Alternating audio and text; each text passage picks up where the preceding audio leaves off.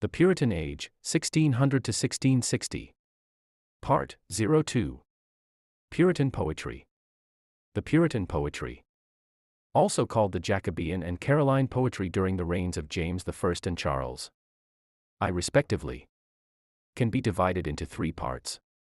1. Poetry of the School of Spenser. 2. Poetry of the Metaphysical School. 3. Poetry of the Cavalier Poets. 1. The School of Spenser. The Spenserians were the followers of Spenser. In spite of the changing conditions and literary tastes which resulted in a reaction against the diffuse, flamboyant, Italianate poetry, which Spenser and Sidney had made fashionable during the 16th century, they preferred to follow Spenser and considered him as their master. The most thoroughgoing disciples of Spenser during the reign of James I were Phineas Fletcher and Giles Fletcher. They were both priests and fellows of Cambridge University. Phineas Fletcher, 1582 to 1648. Phineas Fletcher wrote a number of Spenserian pastorals and allegories.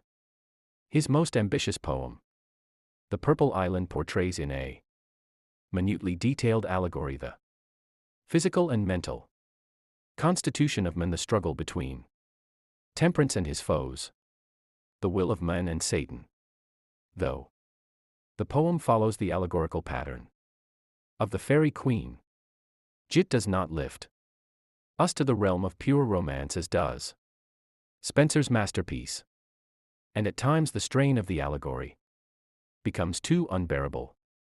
Giles Fletcher, 1583 to 1623.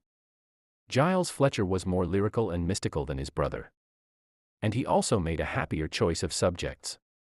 His Christ's victory and triumph in heaven and earth over and after death, 1610, which is an allegorical narrative describing in a lyrical strain the atonement, temptation, crucifixion, and resurrection of Christ, is a link between the religious poetry of Spenser and Milton.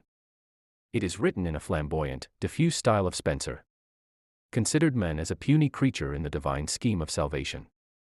Other poets who wrote under the influence of Spenser were William Browne, George Wither, William Drummond. William Browne, 1590 to 1645. Browne's important poetical work is Britannia's Pastorals, which shows all the characteristics of Elizabethan pastoral poetry.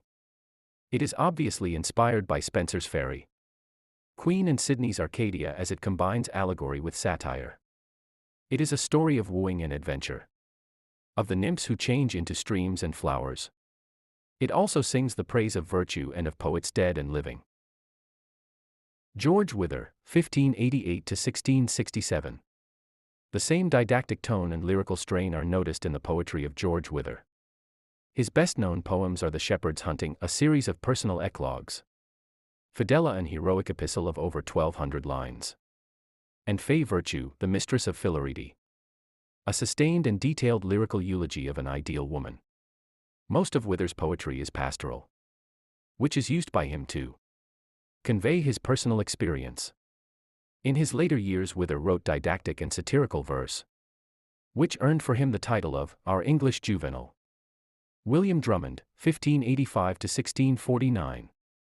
Drummond, who was a Scottish poet, wrote a number of pastorals, sonnets, songs, elegies, and religious poems. His poetry is the product of a scholar of refined nature, high imaginative faculty, and musical ear. His indebtedness to Spenser, Sidney, and Shakespeare in the matter of fine phraseology is quite obvious. The greatest and original quality of all his poetry is the sweetness and musical evolution in which he has few rivals even among the Elizabethan lyricists. His well-known poems are Tears on the Death of Maliades, an elegy, sonnets, Flowers of Shown, and pastorals. Thank you.